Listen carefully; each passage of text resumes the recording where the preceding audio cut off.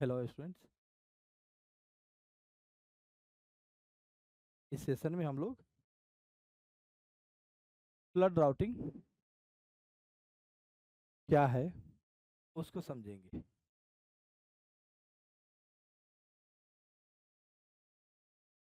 Flood routing is a procedure whereby the shape of the flood hydrograph at a particular location on the stream is determined from the known or assumed flood hydrograph at some other upstream location. Basically, with the help of flood routing technique,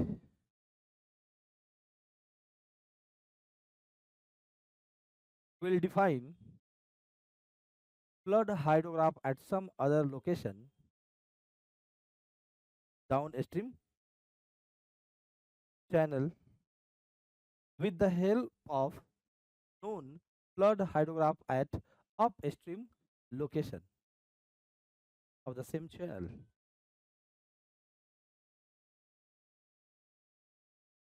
This is channel slope. This is the direction of flow. This is upstream location and this is downstream location. At upstream location A, discharge with time plot is given, that is hydrograph is given.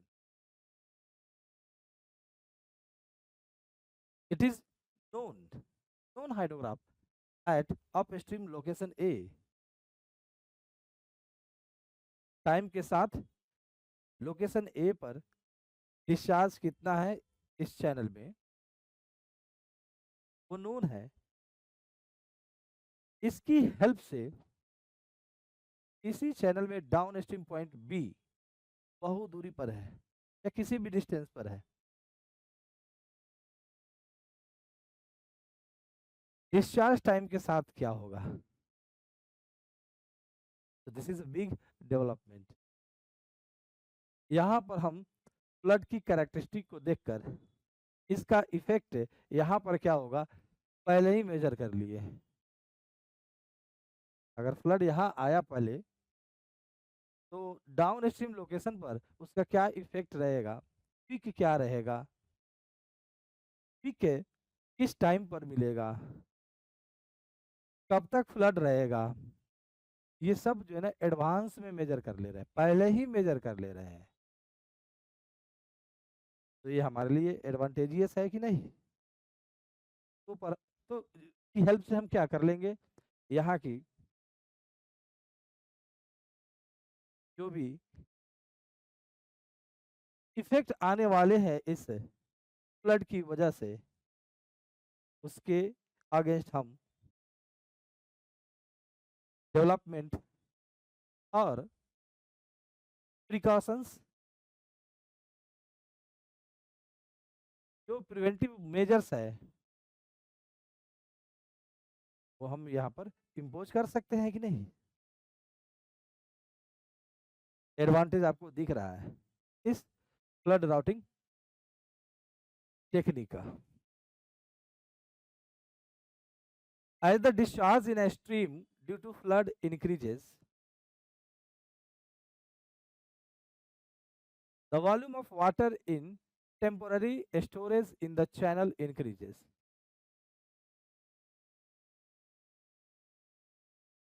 अगर stream में discharge increase कर रहा है, suppose we are considering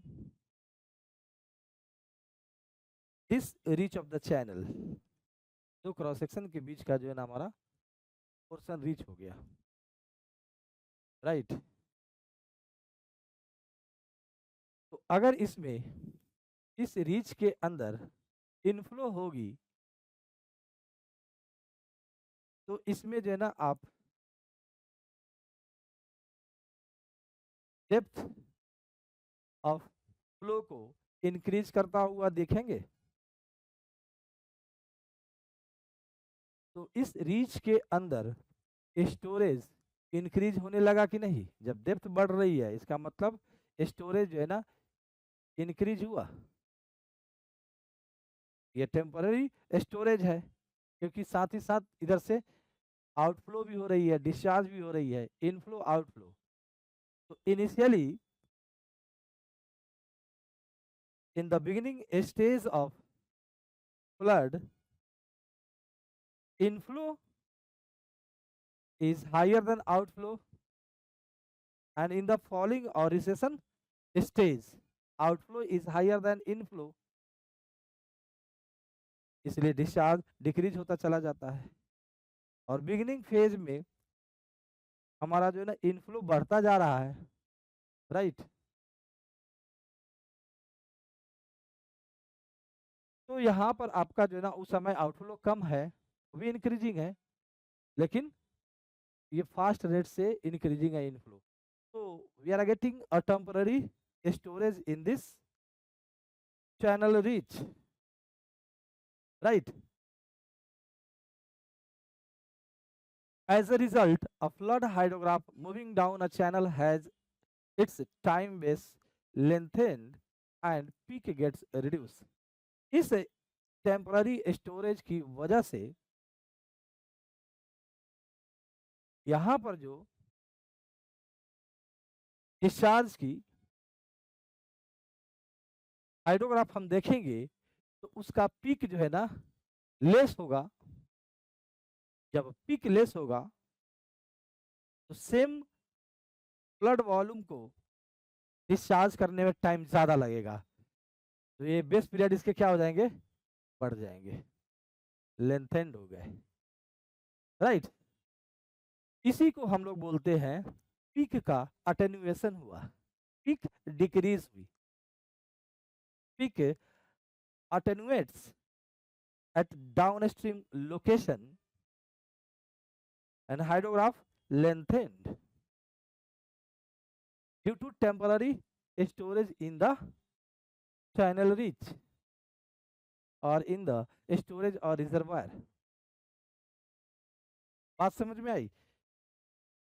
जब peak reduce हुआ तो इसको बढ़ना पड़ेगा, तभी ना जो ना इसके अंदर की जो एरिया होती है, on this axis we have a discharge meter cube per second and here on this axis we have a time, suppose in second, so area under curve on discharge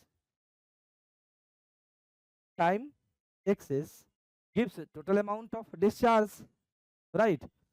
जितना इनफ्लो हुआ है, right, उतना outflow होंगे, यानी कि जितनी area जो है ना इनफ्लो हाइड्रोग्राफ की है इस लोकेशन पर, उतना ही जो है ना हमारा आउटफ्लो हाइड्रोग्राफ का होना चाहिए इस लोकेशन पर। तो इस एरिया को इक्वेट करने के लिए इसको जो है ना जब पीक रिड्यूस हो गया तो इसकी लंबाई बढ़नी होगी, length base period increases, peak reduces, so we can say peak attenuates at downstream location due to temporary storage in the channel reach or in the reservoir।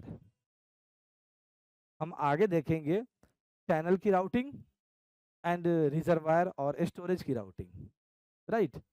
यही टू टाइप्स के condition होते हैं कैचमेंट के अंदर, channel होता है या जो ना रिजर्वायर क्रिएट कर लिए डैम कंस्ट्रक्ट करके स्पिलवे से फ्लो करा रहे हैं, राइट।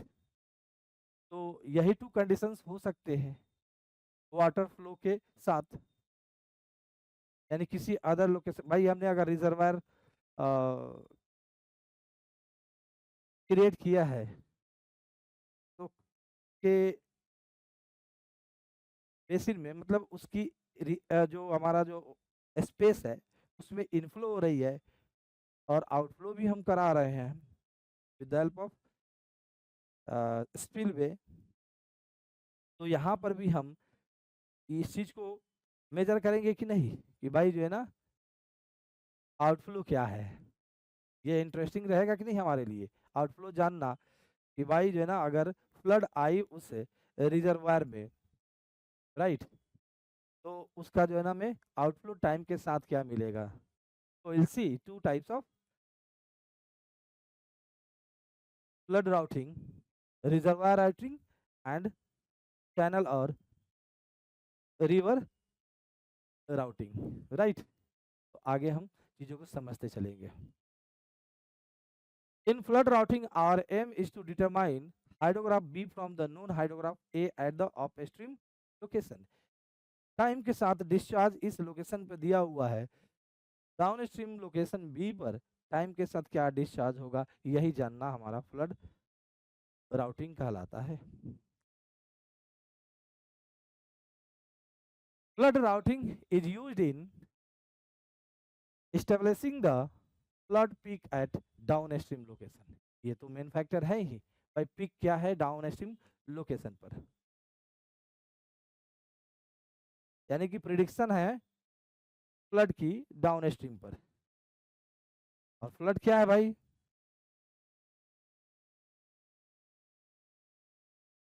रिवर हो या हमारा रिजर्वायर हो, तो अपने इम्बैकमेंट से ओवरफ्लो होने लगा, ओवरटॉपिंग जो है ना होने लगी, तो सराउंडिंग के जो प्लेन एरियाज है वो जो है ना वाटर लॉस्ड हो जाएंगे। This is a fundamental definition of flood,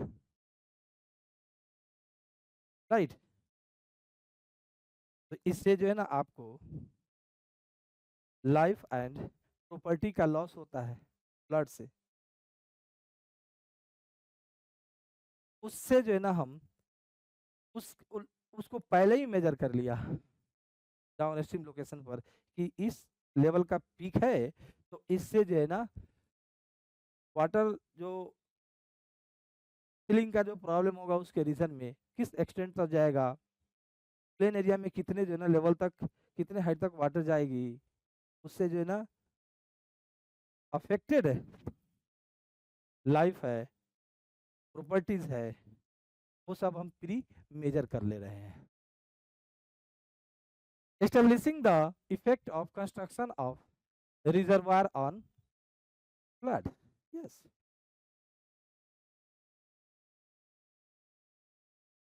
जो रिजर्वायर हम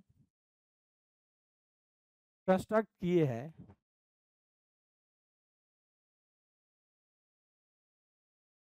वो कैसा रिएक्ट कर रहा है, right.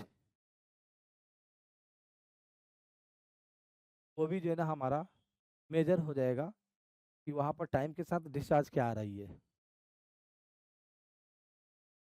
Predicting the behaviour of river after a change has been done in the channel condition. Determining the adequacy of a spillway. भाई जो है ना स्पिलवे से कितना डिस्चार्ज होना चाहिए, हम ये डिजाइन कर लिए कि नहीं, कि उस रीजन में हम देखेंगे कि भाई जो बड़े से बड़े जो स्टॉर्म है उसके चलते जो फ्लड आई हुई है, सब डेटा अपने पास अवेलेबल है, राइट। किसी लोकेशन पर तो किसी अदर लोकेशन पर अगर हमें जो है ना स्पिलवे कंस्ट्रक्ट करनी है तो कितना एडुकेट होना चाहिए, उससे कितना जो है ना मतलब कि डिस्चार्ज होने चाहिए, मैक्सिमम कितना डिस्चार्ज के लिए ये स्पिलवे बनाई जा रही है, ये सब डिटरमाइन कर सकते हैं हम लोग। The basic techniques use in flood routing are lumped routing और हाइड्रोलॉजी राउटिंग, डिस्ट्रीब्यूटेड राउटिंग और हाइड्रोलिक राउटिंग। तो एग्जाम पॉइंट ऑफ व्यू से ये इंपॉर्टेंट पॉइंट है।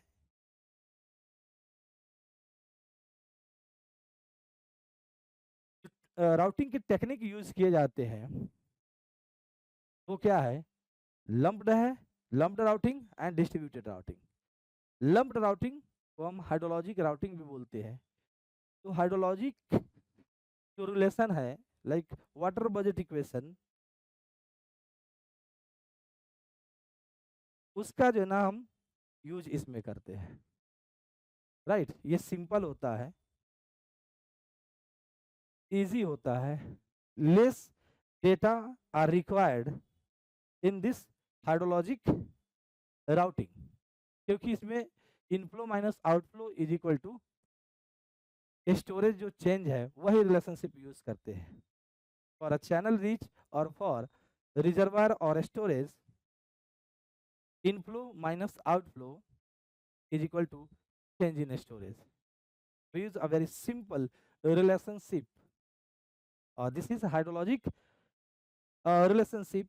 So it is called hydrologic routing, distributed routing और हाइड्रोलिक राउटिंग. हाइड्रोलिक टर्म्स इसमें involve हो जाएंगे, लाइक चैनल बेड की स्लोप आ गई, बेड की रफनेस आ गई, राइट, डेप्थ ऑफ फ्लो आ गया, cross sectional area of the flow आ गया. ये डेटा रिक्वायर्ड है. So huge data are required for distributed routing. ये हाइड्रोलिक टर्म्स है ना, इन सबका जो है ना रिक्वायरमेंट होती है. ये कॉम्प्लेक्स है, डिफिकल्ट है, मोस्ट एक्यूरेट है. ये method, this technique is demanding huge channel related data, flow related data, complexity बढ़ गई इसकी एनालिसिस की, बट ये एक्यूरेट देगा रिजल्ट, राइट. और ये जो है ना सिंपलेस्ट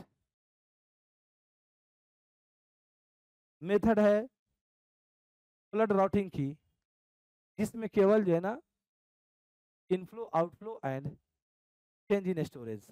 तो हाइड्रोलॉजिक टर्म जो दिख रहा है आपको, hydrologic equation, water budget equation, इसीलिए इसका नाम है hydrologic routing.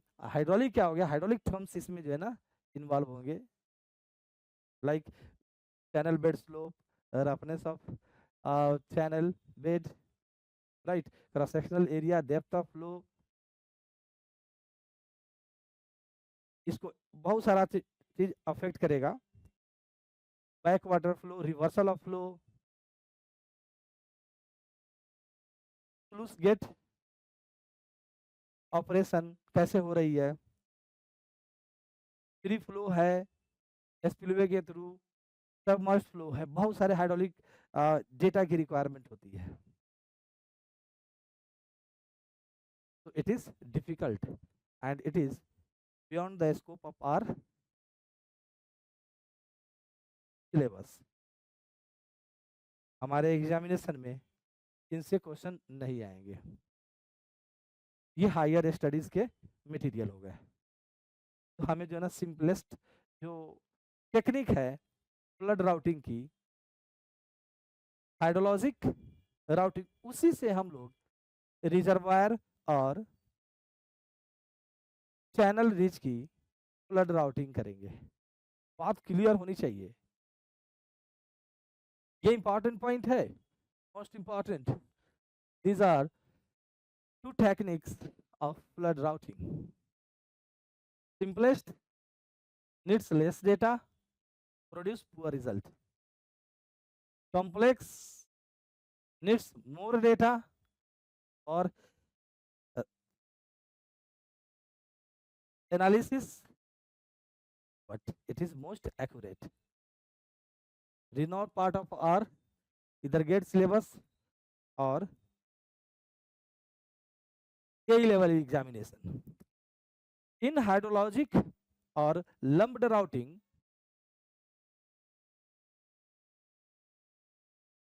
discharge is a function of time. In a distributed routing, a discharge is a function of location and time, right? In a lumped routing, we use only continuity equation, but in distributed routing or hydraulic routing, we use both continuity and momentum equation. मैंने बोला ये slides आपके बहुत ही, ये जो content है इस slide में वो मोस्ट इम्पॉर्टेंट है 1 मार्क के लिए अपने एग्जामिनेशन में, याद रखिएगा. लम्प्ड राउटिंग और हाइड्रोलॉजिक राउटिंग, डिस्ट्रीब्यूटेड राउटिंग और hydraulic routing, simplest technique, complex technique, this gives best result, accurate result, और इससे जो है लेस एक्यूरेट रिजल्ट ये है in which discharge is the function of time, but here discharge the function of space and time with only mass conservation law in hydrologic cycle, that is water budget equation, inflow minus outflow, change in storage, inflow rate minus outflow, storage change rate. But for distributed or hydraulic routing, we use continuity and additional momentum equation in differential form. Then जो है ना उसको हम further analyse करते हैं. Basic equations used in flood routing. Continuity equation देखते हैं हम लोग, right. Continuity equation in hydrologic routing is this: I minus q ds dt, right? I inflow rate, q outflow rate, s storage, ds dt storage change rate. Inflow ज्यादा हो रही है, outflow less हो रही है किसी चैनल, रिच और reservoir में, तो उस केस में क्या होगा, स्टोरेज बढ़ेगा टाइम के साथ. With time if inflow rate is higher than outflow rate, in that case storage increases with time, right? Bring this dt on this side, I dt minus q dt is equal to ds. Unit of I meter cube per second, q meter cube per second, storage meter cube, it is storage volume, right? तो अगर इसको हम इस side में लाएगा तो क्या बन जाएगा, ये I dt minus q dt, this is inflow volume in dt time, and in the same dt time outflow volume q dt, their difference is equal to change in storage volume, that is in meter cube, right? अब इसी का एक alternative देखते हैं. इस dt को हम delta T से रिप्रेजेंट करते हैं, and we say delta t is very small. So and this I is taken as average in the delta t time, q is taken as average in delta t time, and it is treated as constant in delta t. So if average inflow rate is constant in delta t, so total amount of inflow volume I bar delta t. If average outflow rate q is taken as constant, that is q bar, so in delta t time total outflow volume q bar delta t, so inflow volume minus outflow volume, that is change in storage volume in delta t time. So this I bar and q bar are average in delta t time, right? In delta t time interval, inflow and outflow are taken as average, but with time both inflow rate and outflow rate are varying. Inflow versus time, we have a hydrograph, inflow hydrograph, and we can easily visualize I. With time I is changing, with time I is changing, right? And this is outflow volume, outflow volume.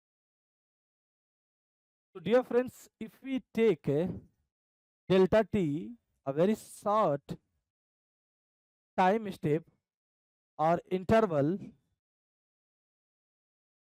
so at the beginning of this time interval Suppose this is 0.1 and at the end of this time it is 2.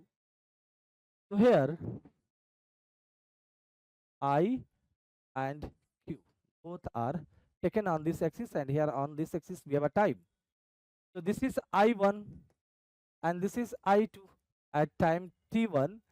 At time t1 it is inflow rate is I1. At time t2 inflow rate is I2, and this time delta t is treated as a very small time interval, a time step. So this will look like a straight line.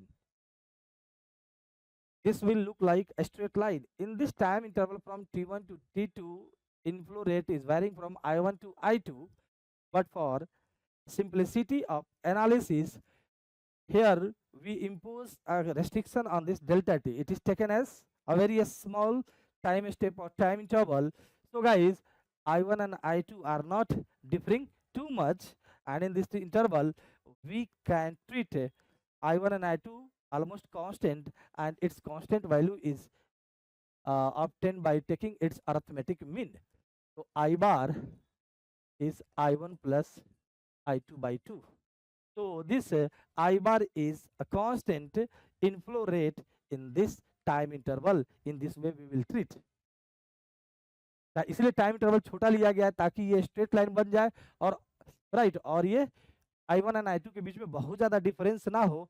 Varying है, both I1 and I2 are varying with the time, but we are taking 1 and 2 very close to each other, so I1 and I2 are not varying with a great value, right? And we are going to treat I1 and going to treat inflow rate as constant in this interval. So we are taking very small time interval, and that constant value is given by taking arithmetic mean of both I1 and I2, and it is treated constant in delta t time interval. So total inflow volume in delta t is this. Similarly guys, this is Q1 and this is Q2, right? So we can also assign a constant outflow rate Q bar in delta t times. Same logic is applied here for outflow hydrograph.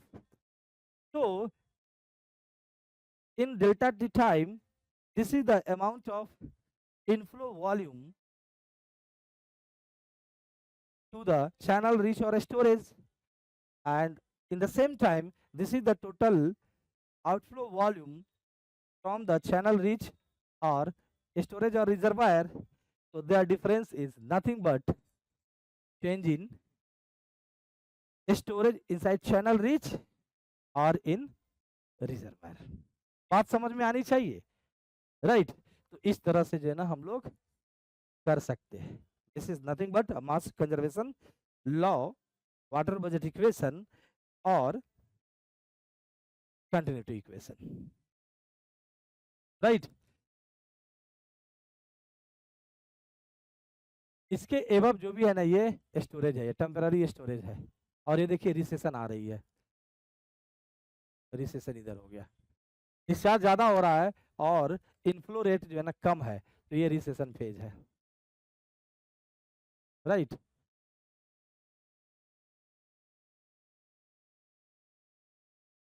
Clear? Total discussion done. ये देखिए outflow के एवं जो हमारा है, ये inflow, यहाँ पर हमारा ये स्टोरेज है,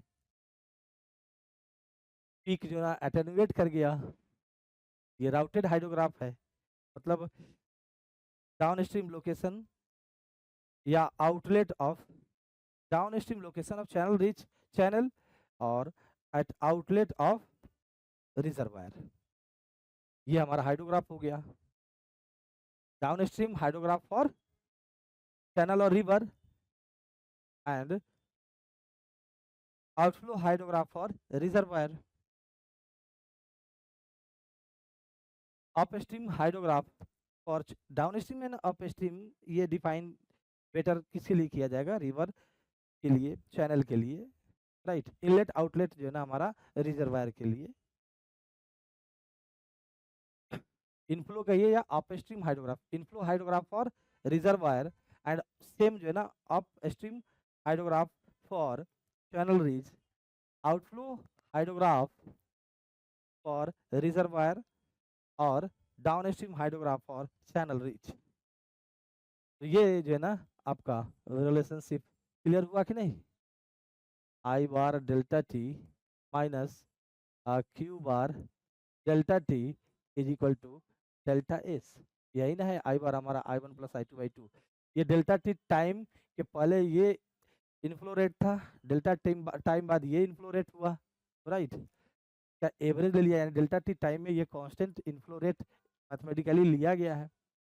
उसी तरह ये, तो ये जो है ना डेल्टा टाइम पहले ये स्टोरेज था, डेल्टा टी टाइम बाद ये storage, change in storage in delta T time. जितना छोटा टाइम लेंगे उतना ही हमारा ये एक्यूरेट रिजल्ट देगा। Find Venant's equation for gradually varied on STD flow, right? Gradually varied on steady flow. Find Venant's equation, continuity equation and momentum equation, right? जब भी हम अगर चैनल रीच और रिजर्वायर के डिस्ट्रीब्यूटेड राउटिंग और hydraulic routing करेंगे, ये दोनों इक्वेशन यूज करेंगे, continuity equation and momentum equation in differential form, क्योंकि यहाँ पर वेरिएशन है। Use data required. Continuity equation क्या है? Del Q del X plus T del Y del T, right? Here Q is the function of space and time. Outflow discharge or upstream discharge is a function of x and t, space and location, right? Where t is top width of the section and y depth of flow. So this is continuity equation in the differential form used in hydraulic routing for both channel reach or for reservoir. Momentum equation,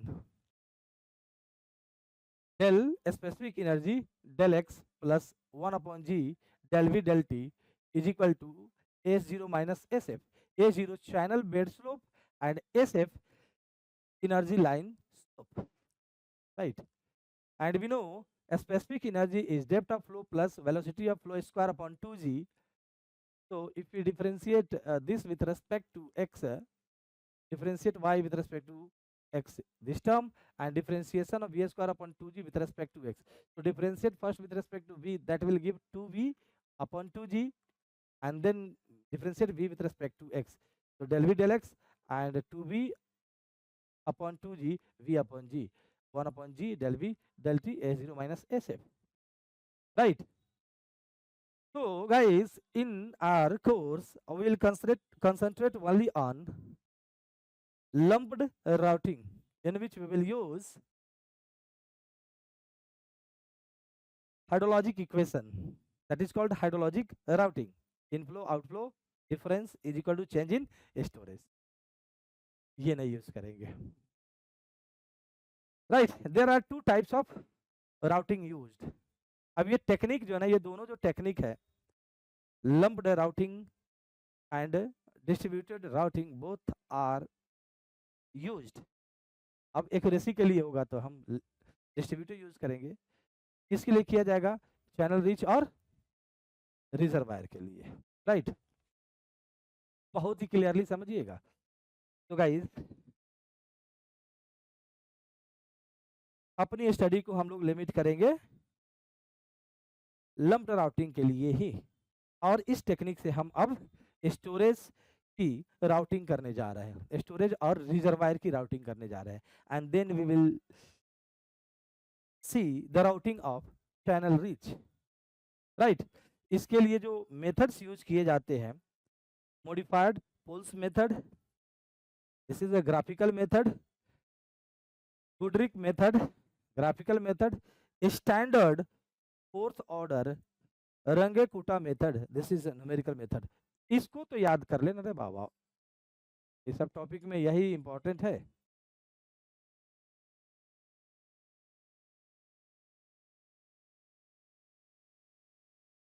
These methods are used for storage, hydrologic hydrologic storage routing, hydrologic storage routing, not hydraulic storage routing. Hydraulic routing नहीं करेंगे storage का, hydrologic storage routing. Puls, modified pulse method, Goodrich method,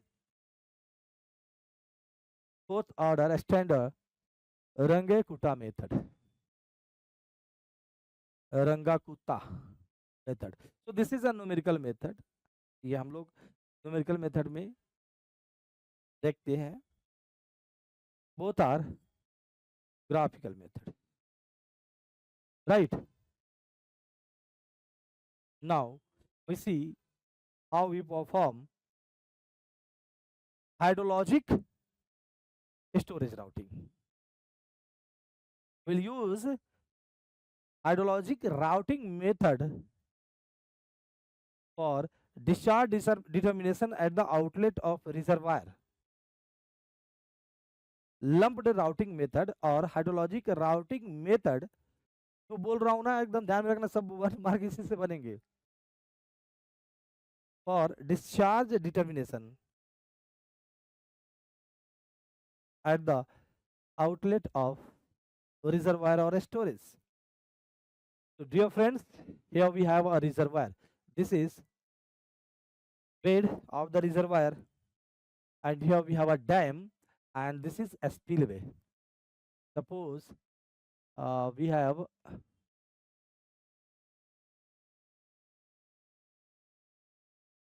a rectangular notch for this spillway for the passage of excess water accumulated on this side of dam. Dam के over ये spillway safely water को जो है ना, हम जो excess water है उसको फ्लो कराने के लिए, right. And this is the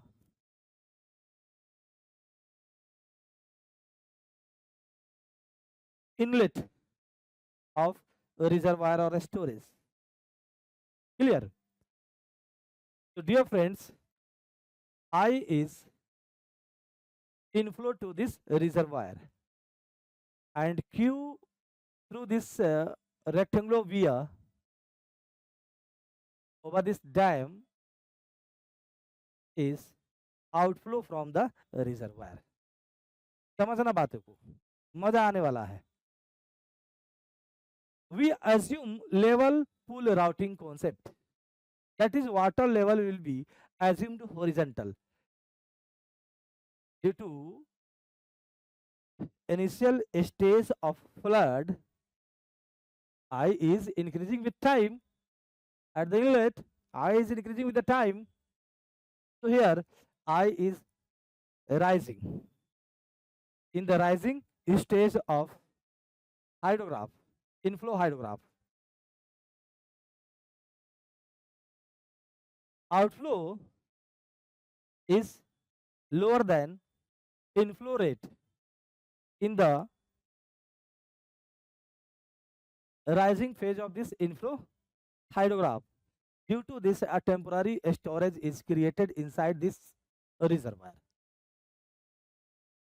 So this is the shape of water free surface. But guys, we will assume level pool routing, that is a horizontal line. Water level will be assumed horizontal. This is assumption in the hydrologic storage routing. Remember this for 1 point, 1 mark. इसके लिए याद करो इसे. Trans easy में अगर मेरे मुख से जो कुछ भी निकल गया वो एग्जाम पॉइंट ऑफ व्यू से जो है ना इंपॉर्टेंट ही होंगे, क्योंकि ये बाहर मैं कुछ पढ़ाता नहीं, एग्जाम से रिलेटेड मोर देन सफिशिएंट पढ़ाता, राइट. मतलब एग्जाम से रिलेटेड थोड़ा सा टॉपिक मेंशन है सिलेबस में, लेकिन उसमें हम डेप्थ गेन करने का प्रयत्न करते हैं। टॉपिक मेंशन है वो नहीं पढ़ाते हम, राइट। तो क्या आने वाले उस पॉइंट पर जो है ना इतने सालों के एक्सपीरियंस से पता चल जाता है कि इसको टच करेगा तो पूछेगा क्या। A level pool concept is adopted in hydrologic storage routing for simplicity. Horizontal ले लिया गया, मतलब कि throughout the location H is not varying at a particular time. तो इस टाइम बाद जो है ना और रिजर्वायर में जो है ना स्टोरेज बढ़ेगी, because from the starting of this inflow hydrograph to peak, देखिए जो है ना ये इंक्रीजिंग है कि नहीं, इनफ्लो रेट इंक्रीजिंग है, तो अंदर और आउटफ्लो रेट जो है ना वो जो है इंक्रीजिंग है। तो उसका जो है ना उसमें लैग है, उसमें लैग है, उसका पिक थोड़ी देर बाद मिलती है, यानी पिक डिस्चार्ज उसके, तो इसके पिक जो इनफ्लो या मैक्सिमम जो डिस्चार्ज इन हुआ है वो पहले ही हो गया है, और इसका जो मैक्सिमम रेट से निकलने वाला वो छोटा भी है और देर से आ रही है। तो गया कहाँ, जो अंदर घुसा था वो इसके डेप्थ को बढ़ा देगा ना। डेप्थ में वेरिएशन आएगी, वेरिएशन को हमें नेग्लेक्ट कर देना है, राइट। और रिजर्वायर बिग साइज की होती है, तो इस तरह का जो ना फ्री सरफेस में जो ये आपको फ्री सरफेस की डेप्थ बेड से जो है बहुत ज़्यादा वायरिंग नहीं होता है, ऑलमोस्ट हर जगह सेम ही होता है। तो ये एडॉप्शन जो है ना ज़्यादा इनएक्यूरेसी क्रिएट नहीं करेगा, लेवल पुल कॉन्सेप्ट, राइट। जो हमारा वाटर लेवल है उसको हॉरिजॉन्टल एज्यूम करना रिजर्वायर के केस में बहुत ज़्यादा प्रॉब्लम क्रिएट नहीं करेगा, राइट। बात समझ में आ रही है। तो suppose at time T H is the depth of water in the reservoir, ये टाइम के साथ बढ़ेगा और फिर डिक्रीज करेगा due to temporary storage and depletion of storage. In the rising phase temporary storage increases, so depth जो ना water की इंक्रीज करेगी, and in the recession phase जहां पर आउटफ्लो रेट ज्यादा होती है, इनफ्लो रेट कम होती चली जाती, कम होती है, तो उस केस में जो है ना ये डेप्थ ऑफ फ्लो डिक्रीज करेगा। तो H is varying with time increasing and then decreasing. Dear friends, this is the variation of H with time depth. और ये जो है ना थ्रू आउट रिजर्वायर हमने सेम रखा है, जबकि एक्चुअल में थोड़ी सी वेरिएशन होती है। Near the spillway H is higher than the value of H at the inlet of this reservoir stream। इसमें जो फ्लडेड स्ट्रीम है वो इसमें इनफ्लो करा रही है, राइट। तो ये हमारे पास जो है ना एज का टाइम के साथ वेरिएशन पता है। Dear students, discharge through the spillway calculation is very easy if we have a rectangular, triangular or any kind of notch or weir in the spillway, so we can calculate this discharge by using this formula. So this is for rectangular weir discharge value 2 upon 3 CD square root of 2G out of a square root L H raised to the power 3 by 2. This is the seal or crest of the weir, dam का top, right. उसके above जो है हमारा ये depth of flow क्या है, right. Depth of flow over crest और seal of the wear वो एच है, वही एच यहाँ पर इन्वॉल्वड है, and this H is the function of this H. ये अगर बढ़ेगा तो ये भी बढ़ेगा, ये घटेगा तो ये भी घटेगा, जैसे ही यहाँ पर आ जाएगा फ्लो बंद हो जाएगी। तो this capital H is the function of A small H. Discharge at the outlet outflow is function of depth of water over crest of the weir, and this depth is a function of h. So finally, q is a function of h only. Q is a function of h only. Depth of water in the reservoir. Q discharge outlet पर क्या होगा, reservoir में depth कितना है उसी का function है केवल, ओनली. ये point clear. Storage volume is the also function of depth of water in the reservoir. Storage the function of this. पूरा रटा लगा के चलना. इन hydrologic reservoir routing, storage is the function of depth of water in the reservoir. Discharge is also function of depth of water in the reservoir. Establish किया हूं, और इसमें volume कितना होगा वो भी डेप्थ पर ही डिपेंड कर रहा है. Right, so storage, stored volume, storage is the function of depth of water in the reservoir, and discharge is also, discharge at the outlet, outflow is also function of depth of water in the reservoir. So guys, we can say S is the function of discharge. ये याद रहेगा, ये relationship याद रहना बहुत ज्यादा जरूरी है for 1 mark in case of hydrologic storage और reservoir routing. We are assuming level pool technique, that is water level is treated as horizontal, right? So friends, at the inlet we have inflow hydrograph, inflow rate with time. Time के साथ inflow कैसे rate कर रहा है. अभी discharge कितना हुआ इस टाइम पर, थोड़ी देर बाद डिस्चार्ज क्या होगी, बाद डिस्चार्ज क्या होगी, डिस्चार्ज की पीक क्या होगी टाइम के साथ, ये मुझे पता है, राइट. एंड डिस्चार्ज यहां पर एज के साथ कैसे होगा वो पता है. स्टोरेज जब डेप्थ होगी वो पता है, क्या डेप्थ है वाटर डेप्थ वो अगर पता है.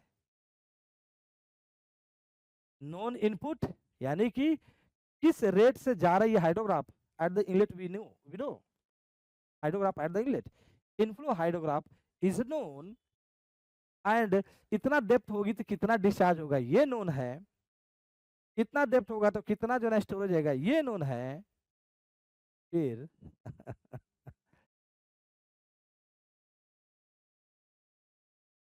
डिस्चार्ज टाइम के साथ क्या होगा यहाँ पर पता नहीं है. अगर एच टाइम के साथ हमें पता चल जाए कि भाई इतना आ रही है, उससे एच टाइम के साथ क्या होगा ये निकाल सकते हैं हम. तो एच जब निकल गया तो स्टोरेज कितनी होगी, क्यू कितनी होगी ये निकल गया, राइट. निकल गई, क्यू निकल गया कि नहीं, क्यू जो है ना एच आया तो पता चल गया, और एच टाइम के साथ क्या होगा वो पता है. तो इस प्रकार फाइनली जो है ना हमने क्यू को टाइम के साथ कैलकुलेट कर लिया. टाइम के साथ एच क्या हो रही है उस एच से जो है ना हमने डिस्चार्ज निकाल लिया, राइट. तो हमने जो ना ये कैलकुलेट कर लिया, राइट. तो यही हमारा क्या हो गया, आउटपुट हो गया. This is output. ये जो है ना रिजर्वायर का इनपुट था, ये हमारे लिए जो है ना नोन था रिजर्वायर के लिए कि इतना डेप्थ रहती है तो इतना डिस्चार्ज होता है और इतना जो ना स्टोरेज होती है. ये हमारे लिए उसके हमारे लिए जो है ना रिजर्वायर की ये कैरेक्टरिस्टिक पता है. और ये आया, ये जो ना फ्लड जो है ना इनफ्लो हुआ इसमें, और ये हमारे लिए पहले से नोन है, तो हम यहाँ पर डिस्चार्ज टाइम के साथ क्या होगा कैलकुलेट नहीं कर सकते हैं. हो गई राउटिंग, हो गई रिजर्वायर की routing,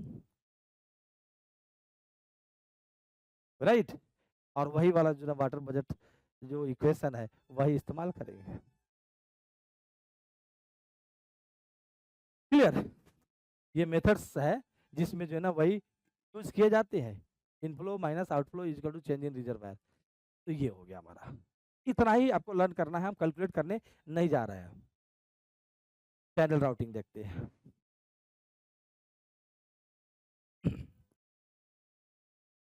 The storage in the ridge can be divided into two parts, prism storage and wedge storage, right.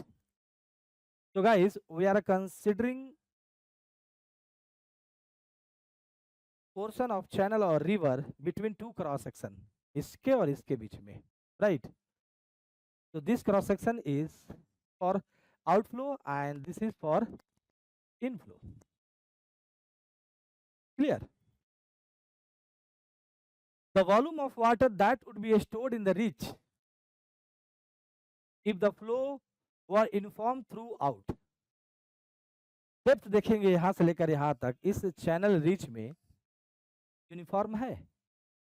This is the channel bed and suppose this is the water surface.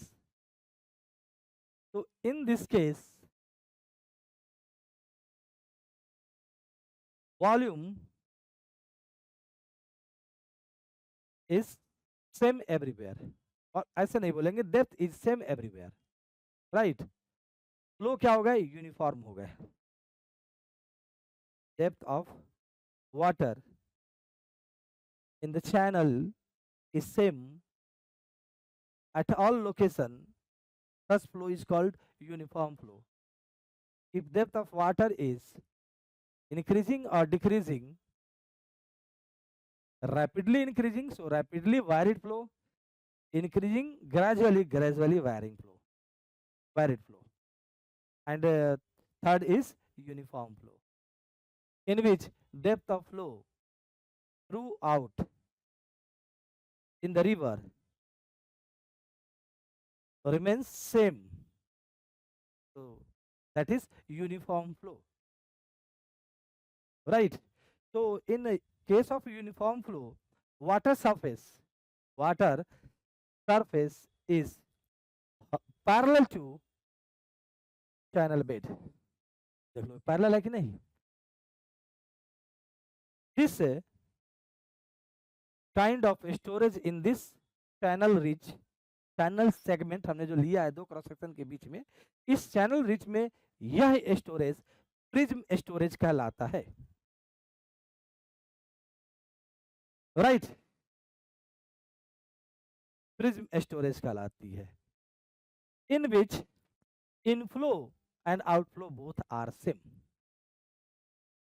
बहुत important बारीक बातें बोल रहा हूं मैं, जिस rate से inflow हो रही है उसी रेट से अगर आउटफ्लो होगी तो डेप्थ जो है ना इंक्रीज करेगा इधर और ना डिक्रीज करेगा, एकदम जो है ना depth everywhere in the reach same रहेंगे, depth will be same throughout the channel reach, right. तो storage under this condition is called prism storage, where water surface is parallel to channel bed, in which inflow rate is equal to outflow rate.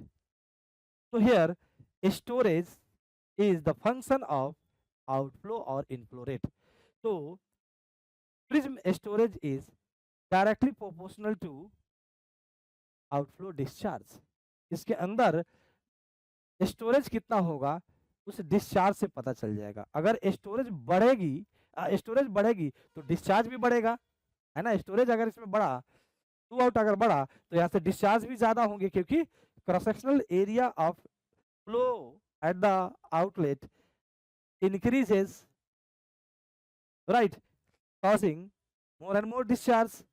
So here storage is proportional to discharge, and this storage is called prism storage, right. अब हम second case देखते हैं। In second case this is the water surface, this is the water surface. So from this point, draw a line, a surface like this, which is parallel to the bed. So above this parallel imaginary surface to actual water surface, which is this in this case, the storage is called wedge storage. It is looking like wedge, raised depth here and here zero depth. So this volume is called this volume is called, this stored volume in the reach is called wedge storage. And how we get this situation where we have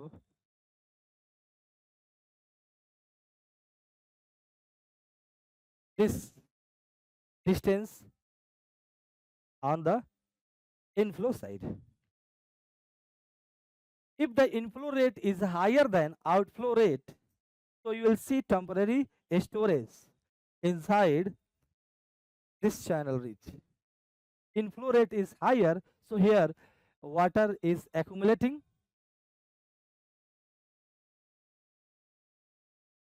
Inflow rate is higher than outflow rate. If we have a difference between inflow and outflow, so we'll see wedge storage. So wedge storage is proportional to difference between inflow and outflow. Inflow rate ज़्यादा होगी तो इधर rising हो जाएंगे, depth जो है ना ज़्यादा होगा, और इधर कम होंगे, आउटफ्लो रेट से कम अगर है, आउटफ्लो रेट कम है इनफ्लो रेट से, तो एक्यूमुलेशन होगा कि नहीं, अंदर एक्यूमुलेट होंगे, तो एक्यूमुलेट होंगे तो इधर ज़्यादा एक्यूमुलेट होगा, इनलेट की तरफ ज़्यादा एक्यूमुलेशन होगी एज कंपेयर टू दिस। और ये टाइम के साथ चेंजिंग है, बढ़ते बढ़ते बढ़ते घटता भी है, तो ये जो है ना स्टेप चेंज भी होता रहेगा, डिप्लीट भी होने लगेंगे। ये डिप्लीशन कब होगी, जब हमारा आउटफ्लो रेट इनफ्लो रेट से जो है ना ज़्यादा हो जाए तो ये डिप्लीट होना स्टार्ट हो जाएगा, राइट। तो इन राइजिंग फेज जो है ना वेज का शेप अलग हो जाएगा, वहां पर भी डिफरेंस आ रही है तो वहां पर निगेटिव वेज स्टोरेज फॉर्म होंगे। If outflow rate is greater than inflow rate, तो this will create a negative, इस तरह का, ऐसे इस तरह का जो है ना शेप क्रिएट करेगा।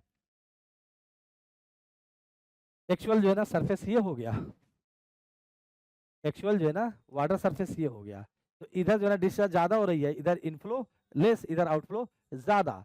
तो यहाँ से हॉरिजॉन्टल ड्रॉ करो बेड के, यहाँ पर वाटर लेवल है तो यहाँ से ड्रॉ करो, तो इतना इसमें कोई जो है ना आपको ये वेस्ट तो फॉर्म हुआ लेकिन इसमें वाटर नहीं है, water surface actual water surface is this, और हमने जो इमेजिनरी ड्रॉ किया है parallel to bed, so this is called, this is also wedge, but this is negative wedge storage, right. Wedge storage कब बनेगा, जब इनफ्लो आउटफ्लो के बीच में डिफरेंस होगा, it means wedge storage is proportional to difference between inflow and outflow. If inflow rate is higher than outflow rate, so we have a positive wedge storage, यानी real में जो है ना वो parallel to bed के above जो है ना एक्यूमुलेशन हुई है, स्टोरेज हुई है। If inflow rate is less than outflow rate, in this case you will see इधर जो है ना फ्री सरफेस का, एक्चुअल फ्री सरफेस का इंक्लाइनेस डाउन हॉरिजॉन्टल के रेस्पेक्ट में, तो नेगेटिव वेज फॉर्म हुआ, राइट। तो गाइस, तो we have measured wedge storage and prism storage. Prism storage. So total storage in channel reach is the sum of prism storage and wedge storage. Total storage is prism storage plus wedge storage. Total storage in the channel reach is sum of prism storage and wedge storage. Dear friends, prism storage is proportional to discharge, proportional to outflow. So K is proportionality constant.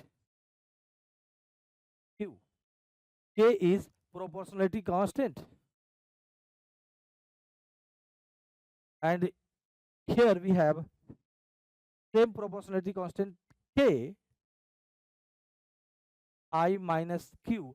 We need additional parameter X that depends upon the shape of wedge, right? Shape of wedge. The value of X varies between 0 and 0.5. If wedge forms like this, अगर ये maximum जो है ना बना तो उस case में X की वैल्यू 0.5, और ये जो है ना यहाँ पर आ गया, वेज बना ही नहीं, मतलब ये बन गया, free surface is parallel to the bed, उस केस में x की वैल्यू 0 होगी। such a reservoir is called linear reservoir. linear reservoir बोलते हैं if the parameter x, waiting factor, it is also called waiting factor, अगर इसकी value जो है ना हाईएस्ट है तो इस तरह का जो है ना बिग साइज जो है ना वेज फॉर्म होंगे। अगर वैल्यू 0 है इट मीन्स ये बन चुका है, ये इट मीन्स वेज स्टोरेज की वैल्यू 0, अगर x 0 तो वेज स्टोरेज 0। इसलिए इस वेज के शेप को क्वांटिफाई करने के लिए ये वेटिंग फैक्टर x को लाया गया है। Right, here k unit of k, यहाँ पर आपका स्टोरेज की यूनिट क्या हो जाएगी, the unit of storage is metre cube. इसमें कितना वॉल्यूम स्टोर्ड है, ये क्या है, आउटफ्लो रेट मीटर क्यूब पर सेकेंड। तो दोनों तरफ होमोजेनियस यूनिट होने के लिए unit must be homogeneous on both sides, अगर ये इसके इक्वल है। Dimensional homogeneity is a rule that demands unit of this whole term as meter cube, so the unit of k becomes time unit, that is second. So it is called storage time constant, it is called storage time constant, right? And this k is waiting factor. बात समझ में आया, वही यहां पर चीज तो किया गया है। This is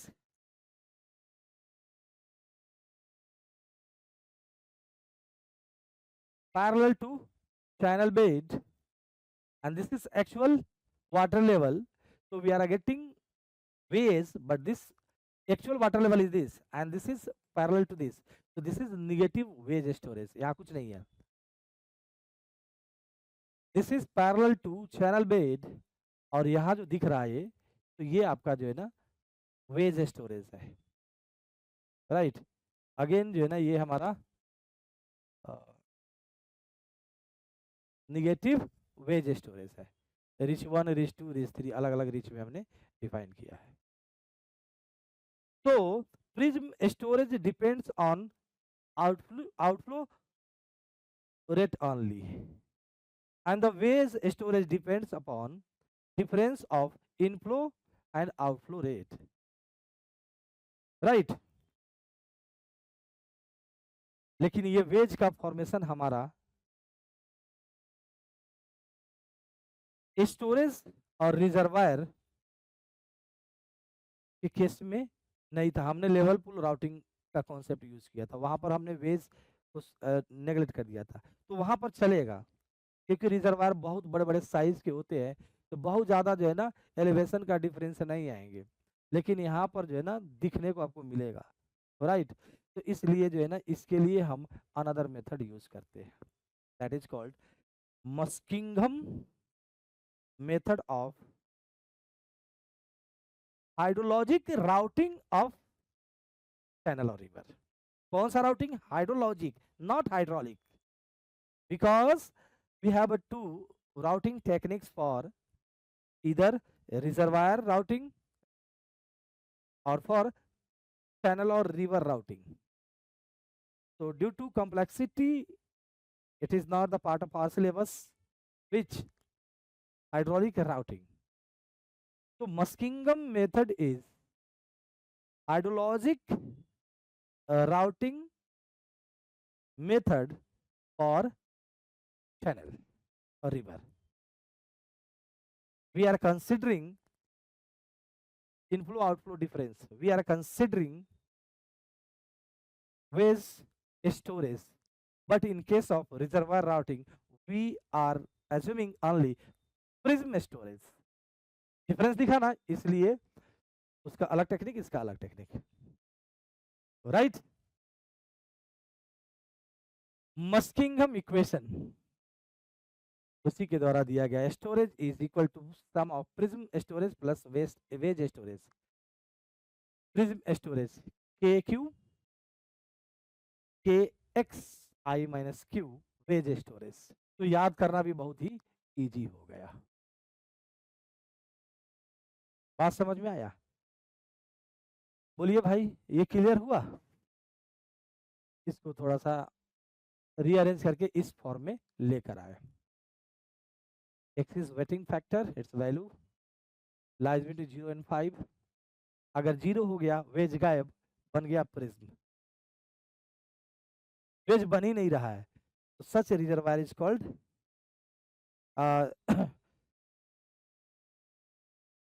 such storage is called reservoir, और स्टोरेज इज कॉल्ड, स्टोरेज बोलेंगे चैनल रिज के लिए लीनियर स्टोरेज। स्टोरेज हुआ ना रिज के अंदर, storage time constant. Dear students, storage I Q पर डिपेंड कर रहा है for a given value of K and X. K and X वो चैनल के लिए जो ना फिक्स्ड होगा, राइट। तो जो है ना for a given channel, storage is related with I and Q.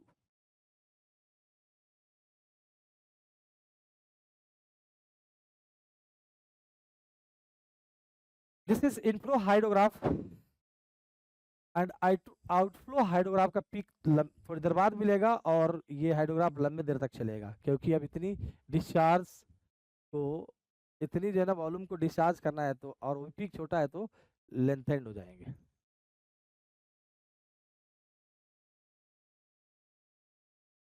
फिर वही कहानी, T1 time T2 time delta T is equal to T2 minus T1, या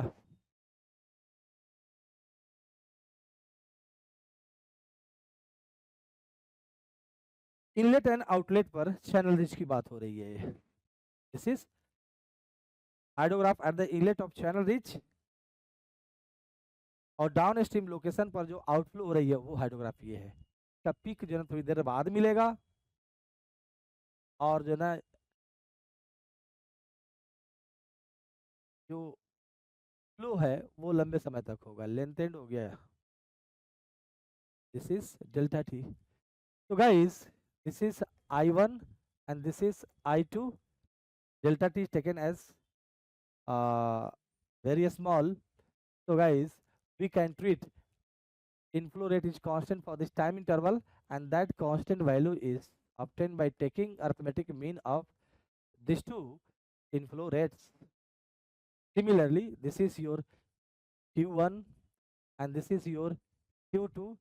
So Q1 and Q2 discharge to the outlet of the reach is treated as constant in this time interval of this value,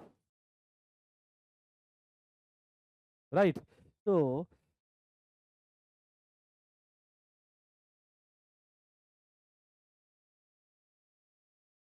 S2 minus S1 at this time storage कितना create हुआ, और time T1 पर storage कितना था channel और river के river reach में। ये हो गया, ये रिलेशन ये यूज कर लिए।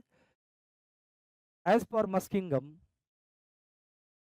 S1 क्या होगा, के x I1 1 minus x Q1, and S2 के एक्स I2, राइट। ये तो भाई कंटिन्यूटी इक्वेशन है, so continuity equation is applicable in hydrologic routing. Continuity equation is applicable in hydrologic routing, and this is hydrologic routing for reach, channel reach. तो ये तो चलेगा ही ना, कंटिन्यूटी इक्वेशन मास कंजर्वेशन है तो चलेगा ही। एडिशनल यहाँ पर हमारा आया है मस्किंगम इक्वेशन के चलते जो ना ये स्टोरेज का कैलकुलेशन, तो 1 माइनस एक्स Q2। तो यहाँ से हमारा S2 माइनस S1 क्या हो जाएगा, के x I2 minus I1 plus 1 minus x Q2 minus Q1, right? And this I is, arithmetic mean of I1, I2, and this Q bar is arithmetic mean of Q1 and Q2. दोनों की help से देखो, दोनों change in storage क्यों बता रहा है, दोनों को इक्वेट कर दो। जब इक्वेट करोगे, राइट, जब इक्वेट आपको करोगे तो क्या चाहिए था आपको कि डिस्चार्ज जो है ना हमारा आउटलेट पर क्या है, राइट, आउटफ्लो डिस्चार्ज क्या है, यानी Q2 क्या है, तो वो हमारा कैलकुलेट होके आ गया। C not I2 plus C1 I1 plus C2 Q1, right. ये आपके कॉन्स्टेंट्स है मस्किंगम इक्वेशन में। T not minus K X plus 0.5 delta T, के minus K X plus 0.5 delta T, T not C1, इसको plus कर लो, denominator same रहेंगे, right. ये negative है, इसको प्लस बना लिया, इन दोनों को जब ऐड करोगे डिनोमिनेटर सेम है, बात समझ में आ रहा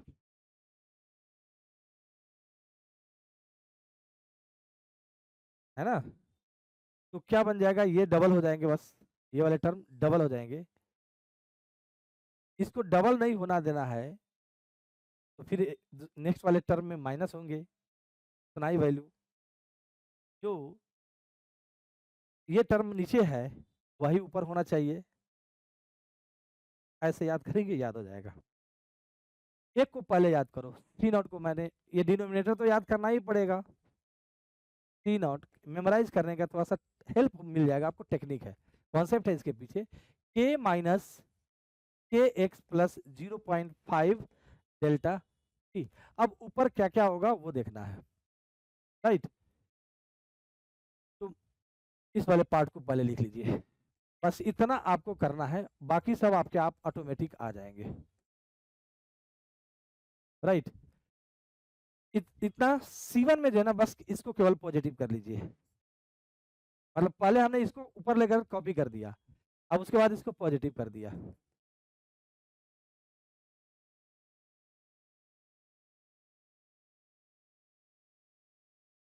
अब इन तीनों का सम जो है ना 1 होता है, तो 1 होने के लिए जो है ना, अब दो को जोड़ो तो क्या मिल रहा है, ये कैंसिल आउट हो जाएगा, ये डबल हो जाएगा, इसका मतलब इसको डबल नहीं होने देना है, उसको इतना ही होना चाहिए। 1 तभी होगा जब ऐड करेंगे इन सब तीनों को, सी नॉट C1 C2, तो 1 आती है, तो 1 आती है। तो फ्रेंड्स जो है ना, हमें तीनों का जब ऐड करेंगे तो डिनोमिनेटर जैसा ऊपर दिखना चाहिए, तो दो को ऐड करेंगे तो ये और ये कैंसिल आउट हो गया, राइट। और ये जो है ना डबल हो चुका है, तो ये डबल ना होकर ये क्या हो जाए, सब डबल हुआ, उसमें से फिर से सब्सट्रैक्ट करो तो 0.5 जैसे इसके जैसा दिखेगा, और ये वाला जो गायब हुआ है उसको ले जाकर ऊपर रख दो।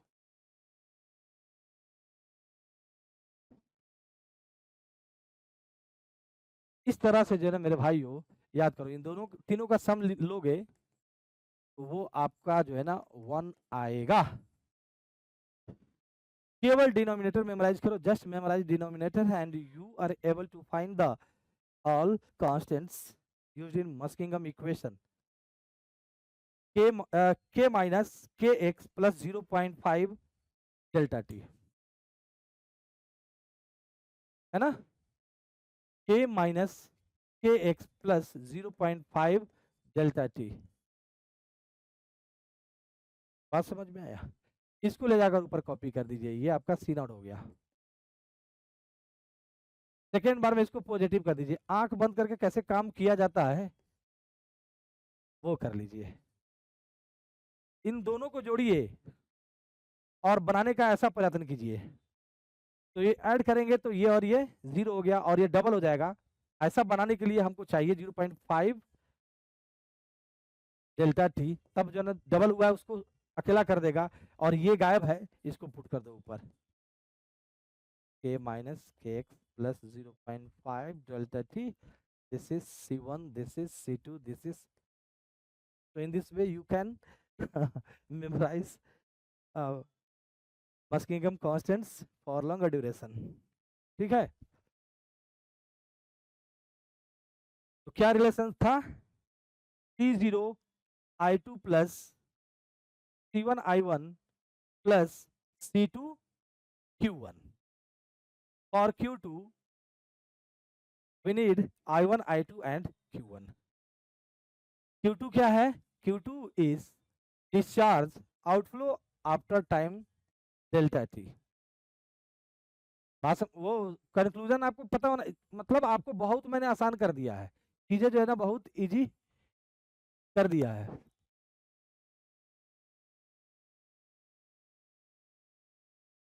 This is delta T, T1 T2, right, T1 T2। तो अगर हमारे पास फ्रेंड्स I1 पता है, वो from inflow hydrograph we know I1, we know I2 from inflow hydrograph, and Q1 initial time T1 पर डिस्चार्ज कितना है, आउटफ्लो कितना है Q1, तो we are able to find this value Q2। बात समझ में आया? हाँ, ये टाइम interval is associated with this. If we have I1 at time T1, I2 at time T1 from inflow hydrograph we know, inflow से ही तो हम प्रेडिक्ट करने जा रहे हैं outflow. At the beginning of this time delta T, that is at Q1, outflow is Q1, outflow rate। So what is the value of outflow rate at time T2? T2 time पर outflow क्या होगी?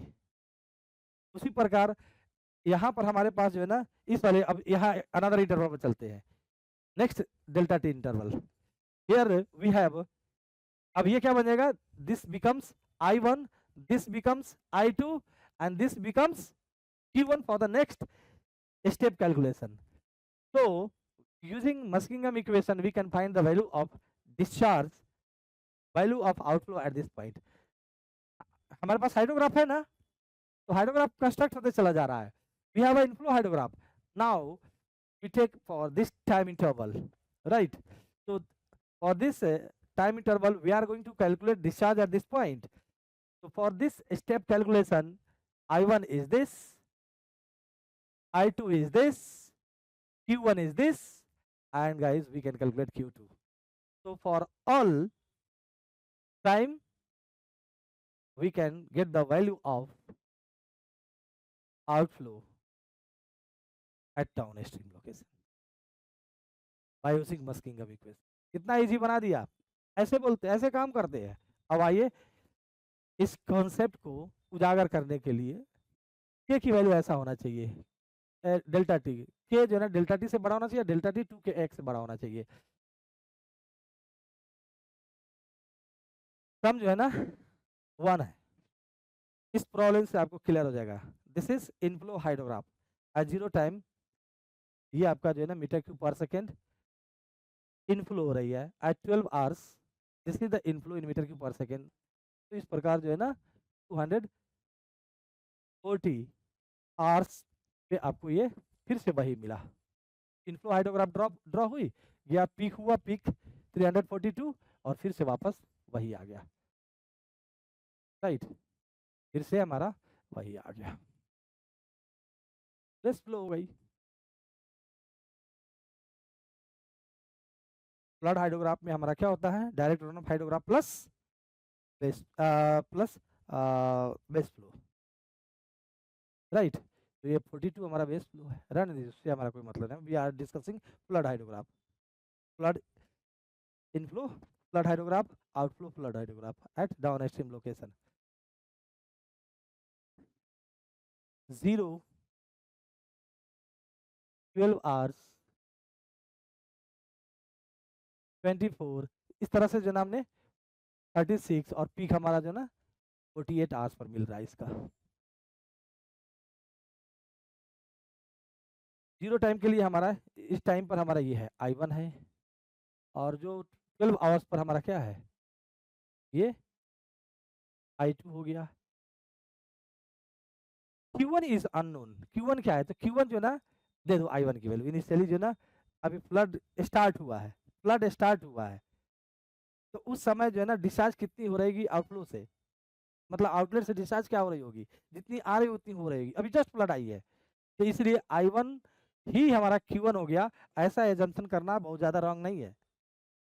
Eight the beginning of flood at inlet, inflow rate and outflow rate both were same. So this assumption is not creating any kind of mistake while constructing outflow hydrograph at downstream location. Upstream location पर जितनी जा रही उतनी ही निकल रही होगी eight the beginning of flood, right. तो ये इनफ्लो है ना किसी अपस्ट्रीम लोकेशन पर, तो बिगिनिंग ही है ना,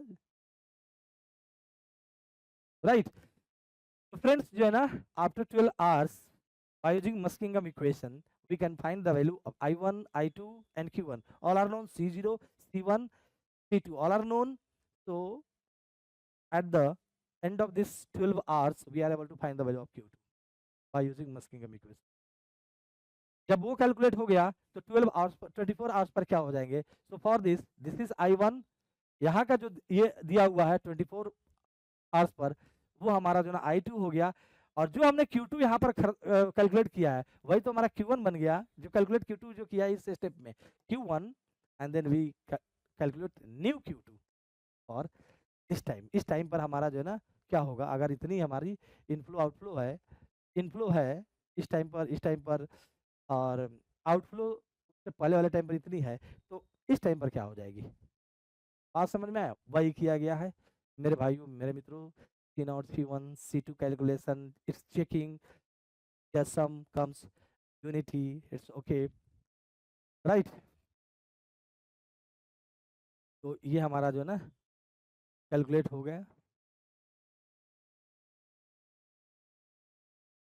उसके बाद जो है इसकी कैलकुलेशन हो रही है, देख लीजिए ये रिलेशनशिप आया C0, C1, C2, I2, I1, Q1, clear.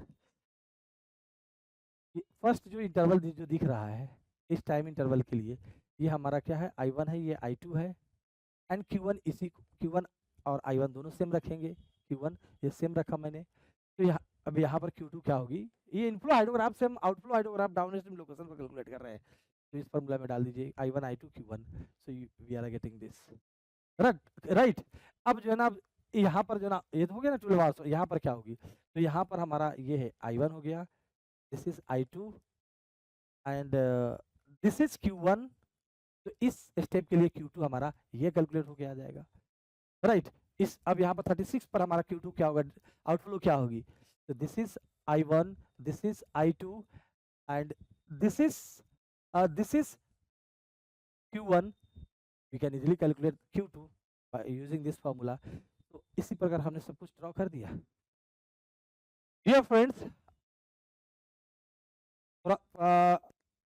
after 48 hours from the commencement of flood hydrograph at upstream location we are getting peak, और ये इसका पीक कितना मिल रहा है 84 आवर्स पर, तो ये जो लैग टाइम कितना हो गया ए डिफरेंस, इसका पीक यहाँ पर मिल रही है 84 आवर्स के बाद डाउन स्ट्रीम लोकेशन पर।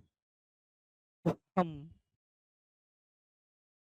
यहाँ पर आया और यहाँ पर जो है ना पीक 84 आवर्स के बाद हो रही है, कितनी आ रही है 234, और ये क्या है 342, पीक रिड्यूस हो गई, पीक रिड्यूस हुई कि नहीं, बोलिए, पीक रिड्यूस हो गया, राइट। और जो है ना टाइम देखिए, ये जो है ना 42 और ये अभी 53 और जाएगा टाइम, ये 42 होने में और टाइम लगेगा, 36 आवर्स लैग, पीक रिड्यूस, और जो है ना 240 पर इसका जो है ना 42 हो गया था, और इसका भी 42 नहीं है 56 के आसपास था ना, 53 के आसपास है अभी इसके ऊपर ही है ये, तो ये आगे जाएगा, इसके बराबर होने में टाइम लगेगा इसको, तो जो है ना टेस्ट पीरियड इसके इंक्रीज हो गया, लेंथेंड हो गया हमारा हाइड्रोग्राफ। आनंद हमें लगता है काफी आया होगा, आप लोग खूब एंजॉय किए होंगे फ्लड राउटिंग को।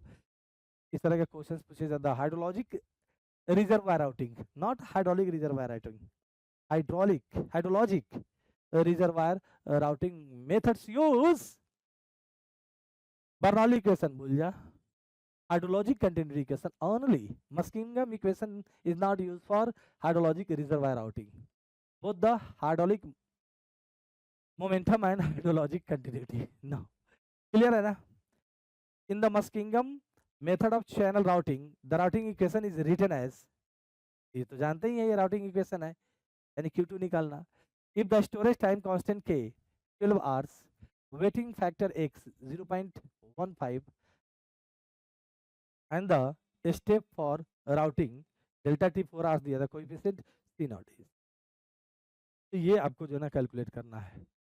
तो K की वैल्यू 12 आवर्स है, X हमारा जो है ना 0.15 है, 0.5 डेल्टा T हमारा 4 आवर्स है. बस काम हो गया. क्लियर? बोलो भाई, हो गया ना? इसकी यूनिट क्या होगी? It has unit. This is dimensionless X. This is wetting factor. Its values varies between 0 and 0.5. It is dimensionless. So the whole term has unit of time, unit of time, unit of time, time, time. It is coming dimensionless. तो जो unit रखोगे k का, वही unit रखना है delta T का. ये ध्यान रखना. डे में रखते हो तो डे रखो, आवर्स में रखते हो आवर्स रखो. डे आवर्स ही चलेगा या मिनट सेकंड नहीं चलेगा. ठीक है, लंबे डाउन स्ट्रीम लोकेशन की बात हो रही है तो डे या आवर्स की बात करेंगे. ठीक है, अब जो रखना रख लो, मिनट सेकंड रखो, कोई दिक्कत नहीं. यूनिट दोनों का सेम होना चाहिए, मतलब ऊपर न्यूमरेटर एंड डिनोमिनेटर में, यानी कि के एंड एक्स का जो है ना, के एंड डेल्टा टी का यूनिट सेम होना चाहिए. ध्यान रखिएगा, नहीं तो अदरवाइज इस कॉन्स्टेंट्स को फाइंड आउट करने में आप एरर कर देंगे मेरे भाइयों, मेरे मित्रों. तो यहीं पर हमारा ये फिनिश होता है. आई होप आप लोग काफ़ी इंजॉय किए होंगे. राइट, तो हम नेक्स्ट है टॉपिक को देखते हैं. यहाँ से हम लोग या तो ग्राउंड वाटर हाइड्रोलॉजी को स्टार्ट कर सकते हैं यही वाले बैच में, या जो है ना इरोजन स्टार्ट कर सकते हैं. इरोजन में हम लोग water erosion, wind erosion, engineering methods to control erosion, bunding, terracing and a spillway. Most important topic. We have a huge number of questions from a spillway, bonding and terracing. Right? तो वो हमारे mood पर depend करेगा, हम उसे start करते हैं. तो यहाँ हम इसको क्लोज करते हैं. बहुत बहुत धन्यवाद आप लोगों का. आप लोग खूब पढ़े, मन लगा के पढ़े, जितनी ऊंचाई तक बढ़े, अपना मान बढ़ाए, परिवार का नाम करे, गांव समाज का नाम करे, देश का नाम करे. उसके बाद थोड़ा सा लगा तो सर का नाम ले ले. सर का नाम लेने का मतलब हम टीचर और आप स्टूडेंट्स. तो मुझे नाम लेने का मतलब आप बेनिफिट पहुंचने के बाद, आपको मज़ा आने के बाद औरों को मज़ा दिलाने का प्रयत्न करें, क्योंकि आप ही मार्गदर्शक रहेंगे आपके जानने वाले का.